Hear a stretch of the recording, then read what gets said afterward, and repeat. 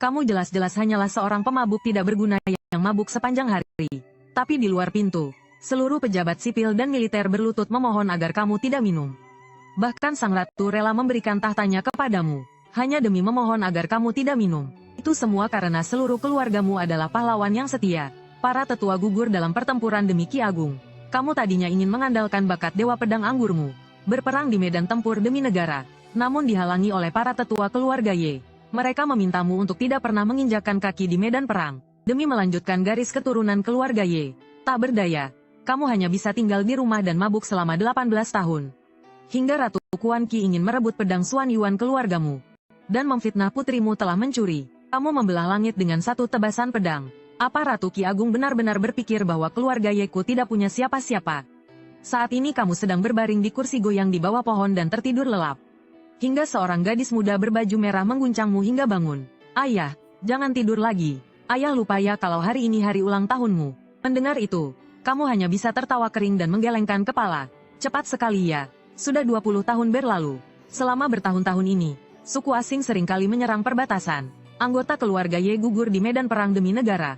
Kamu tadinya ingin pergi ke medan perang dan berjasa bagi negara, namun dihalangi oleh para tetua keluarga Ye. Mereka memintamu untuk tidak pernah menginjakan kaki di medan perang, demi melanjutkan garis keturunan keluarga Ye. Dan kamu, karena jasa luar biasa dari ayah, kakak, dan para leluhurmu, dianugerahi gelar Raja Xiao Yao. Kemudian kamu melihat lagi Liontin Giok Yaozi di dada Yelinger, dan sekali lagi tenggelam dalam lamunan. Yelinger lahir 16 tahun yang lalu dari hubunganmu dengan seorang wanita. Wanita itu adalah wanita tercantik yang pernah kamu lihat seumur hidupmu. Meskipun menjalin hubungan selama setahun, kamu tidak tahu apa-apa tentangnya, tidak tahu identitasnya, tidak tahu dari mana asalnya, bahkan namanya pun kamu tidak tahu. Dan pada malam saat Yelinger lahir, wanita itu pun menghilang, hanya meninggalkan Liontin Giok yang dipakai Yelinger ini. Yelinger, sudah siang, pergi ke sekolah dulu sana. Nanti kalau kamu pulang, ayah akan membawamu makan besar di pavilion Zuisian. Yelinger cemberut dan berkata, ayah, melindungi negara adalah kehormatan yang luar biasa. Orang tua temanku hanya di tingkat dasar. Sudah mendaftar menjadi tentara di kediaman tuan kota. Ayah sudah di tingkat kenaikan. Kenapa masih terus bersembunyi? Kau tersenyum ringan dan berkata, aku melakukannya agar garis keturunan keluarga Ye tidak lagi terlibat dalam perselisihan. Sebelum kakekmu meninggal, dia meninggalkan wasiat, memintaku untuk tidak pernah menginjakkan kaki di medan perang. Apa kau sudah lupa? Tentu saja aku ingat. Kakek juga menyuruhmu menikahi beberapa wanita lagi untuk melanjutkan garis keturunan keluarga Ye. Ayah, apakah ibu akan pulang saat ulang tahunmu tahun ini? Mendengar ini, matamu menjadi sedikit suram. Tenang saja, ayah terus mencarinya. Ibumu akan segera kembali berkumpul dengan kita. Aku percaya ayah, dan aku juga percaya ibu. Ayah, aku berangkat ke sekolah dulu. Melihat Yelinger berlari menjauh, kau menghela napas, mengambil labu anggur di sampingmu dan menenggaknya. 5 tahun yang lalu, kau membangkitkan sistem Dewa Pedang Anggur. Setelah meminum semua jenis anggur terbaik di kota Kekaisaran, sekarang kau telah berhasil melangkah ke tingkat kenaikan, terutama dalam hal ilmu pedang. Pencapaianmu sebanding dengan dewa. Tapi selain putrimu, tidak ada orang kedua di dunia ini yang mengetahui tingkatanmu. Mereka hanya mengira kau adalah seorang tuan muda hedonis yang kecanduan anggur. Saat ini, Yelinger sedang belajar dengan serius di Akademi Rusa Putih. Tiba-tiba seorang gadis bersama sekelompok anak laki-laki mengelilinginya. Linger, gelangku hilang. Apa jangan-jangan kau yang mencurinya? Yelinger bertanya dengan ekspresi bingung dan ragu. Gelang apa? Kau pura-pura bodoh ya, kata Qinrou dengan kesal. Gelang yang waktu ulang tahunku beberapa hari yang lalu. Gelang giok bertatahkan emas itu. Harganya 800 tael perak. Aku baru kemarin menunjukkan gelang giok itu padamu. Saat berbicara, air mata Qinrou hampir menetes. Para anak laki-laki itu langsung merasa iba. Mereka semua mulai menyalahkannya. Jelas-jelas kau yang mencurinya. Kenapa kau tidak mengaku? Kediaman Pangeran Xiao Yao yang megah. Ternyata melakukan perbuatan rendahan seperti ini. Apa kau tidak malu? Kudengar si pemabuk itu setiap hari hanya bermabuk-mabukan saja. Sama sekali tidak sempat mendidik putrinya sendiri. Mendengar ada yang menyinggung keluarga Ye, Yelinger seketika menjadi murka. Jangan kalian hina ayahku. Qinrou sama sekali tidak takut. Kalau begitu kembalikan gelang kuku. Lalu sudut bibirnya membentuk senyum dingin yang licik. Drama tuduhan palsu hari ini adalah atas perintah ayahnya. Mengenai mengapa ayahnya ingin melakukan ini, dia pun tidak mengetahuinya. Setelah itu Yelinger mengambil tasnya dan berkata dengan dingin. Kalian tidak menemukannya kan? Ini tuduhan palsu. Berlutut dan minta maaf padaku. Aku tahu. Qinrou tiba-tiba teringat sesuatu. Berkata dengan suara melengking. Gelangku sudah hilang sejak tadi malam. Pasti kau yang mencurinya semalam dan menyembunyikannya di kediaman pangeranmu. Mendengar perkataan ini Yelinger menjadi sangat murka. Matanya memancarkan tatapan dingin. Berani sekali kalian. Seluruh keluarga Ye kami adalah orang-orang yang setia dan berjiwa pahlawan. Bagaimana bisa dinodai oleh orang-orang seperti kalian? Ayahku adalah Perdana Menteri saat ini yang sedang berada di puncak kekuasaan. Apa kediaman pangeran kalian yang sudah diambang kehancuran itu pantas kami fitnah? Mendengar itu, niat membunuh yang pekat terpancar dari mata Yelinger. Menghinaku tidak apa-apa, menghina keluarga Ye sama sekali tak bisa kuterima. Seketika Yelinger menarik napas dalam-dalam. Sudut bibirnya menyunggingkan senyum yang sangat dingin. Qinrou, apa tingkatanmu sekarang? Qinrou tertegun mendengar pertanyaan itu. Lalu tanpa sadar dia menjawab. Tingkat 6 penyempurnaan Qi. Kalau begitu coba tebak apa tingkatanku? Apa urusannya denganku? Kita sekarang sedang membahas gelang. Tiba-tiba di detik berikutnya, semua orang melihat seluruh tubuh Qinrou langsung terlempar. Hanya seorang level penyempurnaan Qi berani menodaiku. Pukulan telapak tangan Yelinger yang tiba-tiba membuat semua orang tercengang. Biasanya Yelinger bersifat angkuh dan penyendiri. Tak disangka saat bertarung dia begitu ganas. Tapi mereka tidak tahu sejak Yelinger bisa mengingat. Aku sudah membawanya untuk berlatih. Mengajarinya ilmu rahasia keluarga Ye. Bahkan mencarikan berbagai macam harta karun langka untuknya. Sekarang usianya baru 16 tahun. Tingkat kultivasinya sudah bisa menandingi para tetua Yuan Ying. Hanya saja aku khawatir dia terlalu menonjol. Jadi aku terus menekan tingkatannya.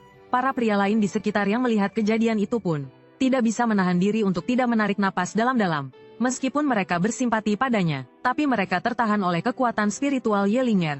Saat itu seorang pemuda tampan, berjubah putih masuk ke dalam akademi. Syukurlah kakak seperguruan Wang Xuan datang. Semua orang seketika seolah menemukan penyelamat, dan diam-diam menghela napas lega.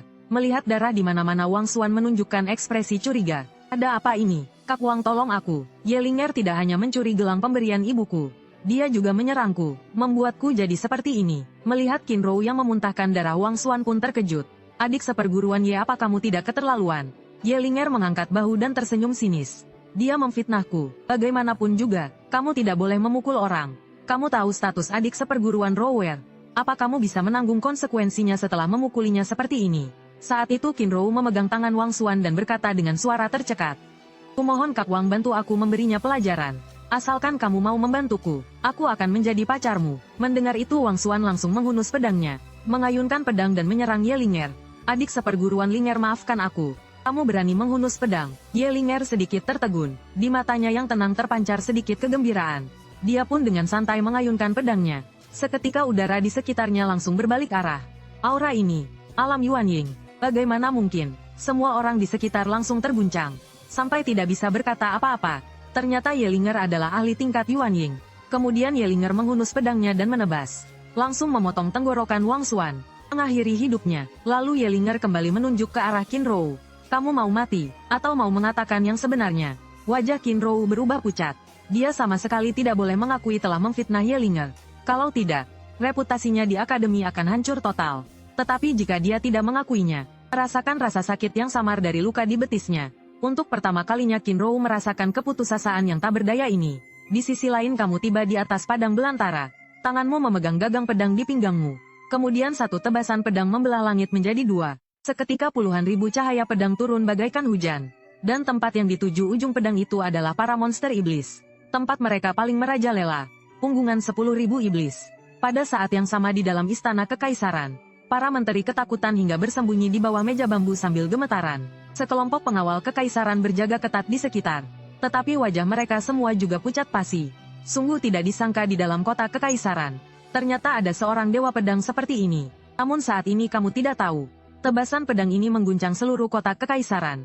Tiba-tiba seorang wanita berlari terlatih-tatih ke arahku. Sepertinya ada sesuatu yang mengerikan mengejarnya dari belakang. Melihatmu. Wanita itu berkata dengan cemas seolah menemukan penyelamat. Tuan muda ini, di belakangku ada seekor harimau liar purba. Kultivasinya sudah memasuki alam transformasi roh. Kamu jelas bukan tandingan harimau liar purba itu. Ayo kita cepat kabur, selamatkan diri. Mendengar itu kamu tidak mengatakan apa-apa, melainkan menebaskan pedang ke arah belakangnya. Seketika iblis harimau yang sangat ganas itu tewas bersimbah darah. Melihat pemandangan di depannya, wanita itu langsung tercengang. Senior ini ternyata adalah seorang ahli alam kenaikan yang sangat langka. Bahkan sekelas dinasti Qi yang agung, juga hanya memiliki 3 orang. Tidak, sekarang sudah ada 4 orang. Senior, nama saya Qin Sui. Terima kasih telah menyelamatkan nyawaku hari ini. Aku pasti akan membalas budimu. Qin Sui, auramu terlihat tidak biasa. Rumornya, di Dongsu ada seorang tabib dewa yang juga bernama Qin Sui. Benar, itu adalah saya. Dikenal oleh Anda membuat Qin Sui merasa sangat tersanjung. Tapi Anda hanya menganggukkan kepala, tanpa menunjukkan keterkejutan yang berlebihan. Meskipun aku selalu berdiam diri di rumah dan tidak pernah keluar, aku juga pernah mendengar nama tabib dewa salju. Konon katanya, meskipun tingkat kultivasi wanita ini tidak tinggi, tapi dia sangat ahli dalam ilmu pengobatan dan memiliki tangan penyembuh. Di sisi lain, di dalam Akademi Rusa Putih, melihat sudah waktunya untuk pulang sekolah. Yelinger membereskan tas sekolahnya dan bersiap untuk pergi. Saat itu, seorang pria parubaya masuk dan bertanya dengan heran. Ini sudah waktunya pulang sekolah. Kenapa kalian semua belum pulang? Melihat pria ini, Qinrou langsung merasa lega. Ini adalah murid dari ayahnya, Qinru. Tuan Liu, Anda akhirnya datang juga. Tuan, Anda harus membela Rower. Melihat luka parah di betis Qinrou, Liu Yuan mengerutkan kening dan bertanya dengan suara berat. Rower, siapa yang telah memukulmu sampai seperti ini? Qinrou menunjuk ke arah Yelinger dan berkata dengan sedih. Dia mencuri benda pemberian ibuku, lalu dengan brutal melukaiku. Adik kakak seperguruan Wang Xuan ingin membantuku, juga dibunuh dengan kejam olehnya tanpa ampun. Mendengar ini, wajah Liu Yuan tiba-tiba menjadi muram. Akademi Rusa Putih adalah tempat para orang bijak mengajar selama 500 tahun. Tidak ada tempat untuk makhluk jahat. Hari ini aku harus melumpuhkanmu. Liu Yuan sama sekali tidak tertarik untuk menyelidiki bagaimana kebenaran dari masalah ini. Bagaimanapun, yang satu adalah putri kanselir, dan yang satunya lagi hanyalah Raja Xiao Yao si pemabuk. Tiba-tiba, aura yang sangat kuat datang menerpa. Seorang pria parubaya berambut putih dengan jubah panjang, berjalan dari kejauhan dengan tangan di belakang punggung. Aura seorang master tahap Huashan yang terpancar dari tubuhnya. Melihat kedatangan wakil dekan Akademi Zilu Song Yuanshan, Qinrou yang sudah putus asa kembali menunjukkan ekspresi gembira. Master yang akan membereskan Yelinger akhirnya datang. Song Yuanshan mengerutkan kening dan bertanya dengan suara berat. Ada apa ini? Dekan Song, untung Anda sudah datang. Qinrou menyeka air matanya dan menghampiri Song Yuanshan, menceritakan kejadiannya sambil menangis. Memohon Dekan Song untuk mengambil keputusan. Pimpin kami untuk menggeledah kediaman pangeran dan hukum pencuri ini. Mendengar itu Dekan Song berteriak marah.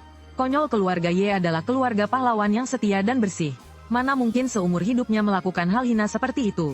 Bahkan jika keluarga Ye sekarang telah jatuh miskin, mereka tidak mungkin melakukan perbuatan seperti ini. Menggeledah kediaman pangeran, kalian pikir kalian pantas?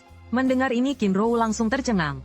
Apa yang terjadi? Jelas-jelas Song Yuanshan juga murid dari ayahnya. Dia berasal dari kediaman Qin kami.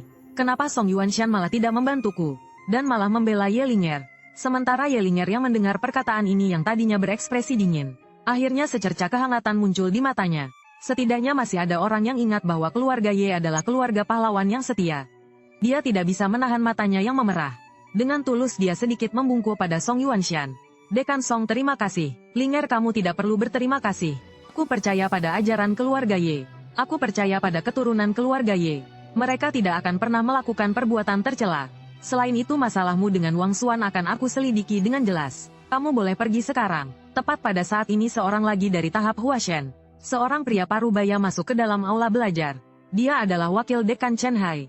Dia berkata dengan dingin, menyakiti sesama murid, menghina guru dan leluhur. Membiarkannya pergi begitu saja sepertinya tidak pantas. Masalah Yelinger mencuri gelang giok Qinrou, jika tersebar keluar bukankah akan merusak nama baik akademi? Menurutku lebih baik kita pergi ke kediaman pangeran untuk menggeledah. Tapi sikap Song Yuanshan tetap keras. Kediaman Raja Xiao Yao seluruhnya adalah orang-orang yang setia dan heroik. Beraninya kalian semua menerobos masuk. Kamu khawatir reputasi Akademi Rusa Putih akan hancur. Apakah kamu tidak takut merusak reputasi keluarga Ye? Melihat ini Chen Hai juga tidak bisa bersikeras. Dia hanya bisa berkata dengan senyum dingin. Kalau begitu, maka besok kami akan melaporkan masalah ini kepada Yang Mulia. Kita lihat bagaimana Yang Mulia menangani apakah Yelinger mencuri atau tidak. Apakah dia mencelakai sesama murid. Besok di balai sidang istana pasti akan ada keputusan yang adil. Mendengar ini Yelinger akhirnya tidak tahan lagi. Aku tidak mengkhianati guru dan leluhurku.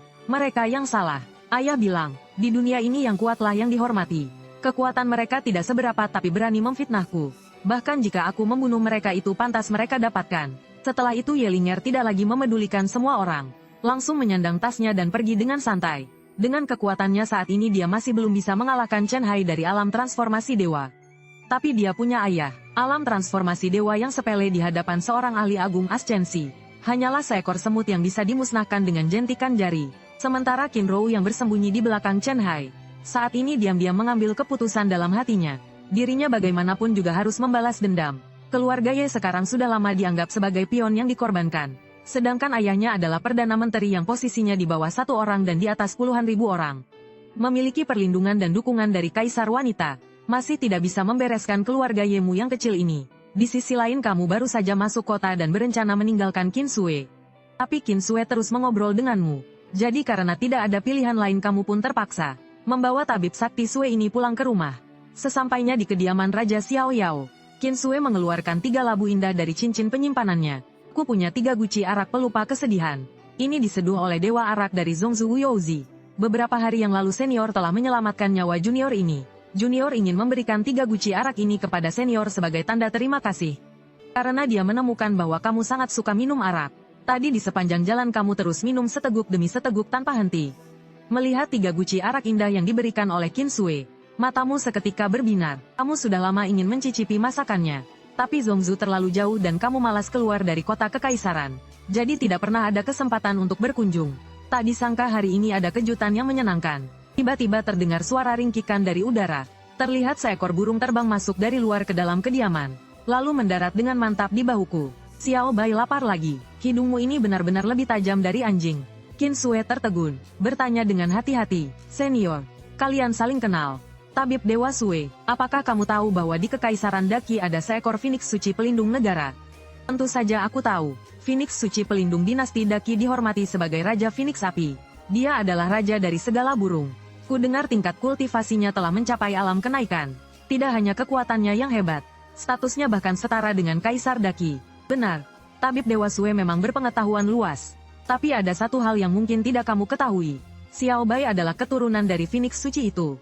Saat itu, Yelinger baru saja pulang sekolah. Kamu melambaikan tangan dan tersenyum. Ayah baru saja selesai memanggang daging. Cepat kemari dan makan. Yelinger merasa sedikit ragu di dalam hatinya. Dia bingung apakah harus memberitahu ayahnya tentang masalah di akademi. Hari ini adalah hari ulang tahun ayahnya. Dia tidak ingin merusak suasana hati ayahnya. Tapi ayahnya pernah berkata padanya, bahwa dia akan selalu menjadi pendukung terkuatnya. Jika ada masalah apapun dia harus menceritakannya dengan jujur. Setelah ragu-ragu, Yelinger akhirnya tidak menyembunyikannya. Ayah, hari ini aku difitnah di akademi. Mendengar ini, matamu terbelalak. Seteguk arak yang baru saja masuk ke mulutmu langsung membuatmu tersedak. Xiao Bai yang ada di pelukan Yelinger juga ikut melotot dengan bulu berdiri dan wajah marah. Linger, cepat katakan, siapa yang begitu berani memfitnahmu? Dia adalah Qin Rou teman sekelasku. Dia menuduhku mencuri sisir yang diberikan ibunya padanya. Yelinger menceritakan kejadian di mana dia difitnah. Dia menceritakan semuanya dari awal sampai akhir. Setelah mendengarnya kamu mengerutkan kening dan berkata, lalu apa yang kamu perbuat? Yelinger menjawab dengan jujur. Aku mematahkan 1 kaki Qin Rou, membunuh Wang Xuan yang membantunya berbuat jahat, melumpuhkan Liu Yuan yang berat sebelah, dan memberi pelajaran pada Dekan Chen yang munafik itu. Selesai bicara, Yelinger mengedipkan mata dan berkata dengan nada sedih. Si Chen Hai itu bilang mau menggeledah rumah kita. Katanya hanya dengan begitu baru bisa membuktikan aku tidak bersalah. Ayah tentu saja tidak akan menyalahkanmu. Kamu tersenyum sambil mengelus kepala Yelinger. Kau melakukannya dengan sangat baik. Tidak membuat malu keluarga Ye kita. Meskipun kamu tidak menyalahkan Yelinger, namun dalam hati kamu mulai berpikir dalam-dalam. Masalah ini jelas bukan sekadar pertengkaran anak perempuan, melainkan ada dalang di baliknya. Qin Rou adalah putri dari Perdana Menteri Qin Ru. Qin Ru itu sangat licik dan penuh perhitungan. Sekalipun dia meremehkan keluarga Ye, dia tak akan sembarangan menyinggung perasaan kalian. Kecuali ada maksud tersembunyi. Keluarga Ye sekarang sudah lama mengalami kemunduran. Jika dikatakan ada harta berharga, yang pantas mereka cari dengan dalih penggeledahan rumah. Sepertinya di permukaan hanyalah pedang itu. Senjata Dewa Pedang Xuan Yuan itu, kan? Qin Ru sengaja merencanakan semua ini demi pedang itu. Ataukah ada perintah dari Kaisar Wanita di baliknya? Benar-benar menganggap keluarga Yeku tidak punya siapa-siapa. Kamu tersenyum dingin dan bergumam pada dirimu sendiri. Seluruh keluarga setia pada negara, gugur di medan perang. Namun malah dibalas dengan perlakuan seperti ini. Ku Qingyan, kau benar-benar sudah keterlaluan. Kamu bertanya dengan senyum tipis. Linger, apalagi yang mereka katakan? Mereka bilang akan melaporkan masalah ini kepada Kaisar Wanita. Yelinger menjawab, dan juga bilang besok akan mengadiliku dan menghukumku di Akademi Zilu. Saat itu kamu mengeluarkan sebilah pedang panjang dari cincin penyimpananmu. Terlihat biasa namun memancarkan aura kaisar yang tak terbatas. Kamu berkata dengan senyum tipis. Linger, pedang ini bernama Xuan Yuan. Ini adalah satu-satunya harta karun warisan leluhur keluarga Ye. Pedang Xuan Yuan ini adalah senjata kaisar tiada taraf. Meskipun kamu tidak bisa menguasainya sepenuhnya, tapi selama kamu bisa melepaskan sedikit kekuatannya, membantai dewa transformasi bukanlah hal yang sulit. Linger, besok kamu bawa pedang ini ke akademi untuk belajar. Kamu berkata sambil tersenyum tipis. Sesampainya di akademi jika kamu merasa tidak senang, langsung saja bantai semua. Kalau wakil dekan brengsek tingkat dewa transformasi itu berani memihak lagi, langsung saja tebas dia. Bahkan jika kamu membuat langit runtuh, ayah yang akan menanggung semuanya untukmu. Ye Linger mengangguk dan bertanya, kalau ada orang yang berada di atas tingkat Huashen ikut turun tangan.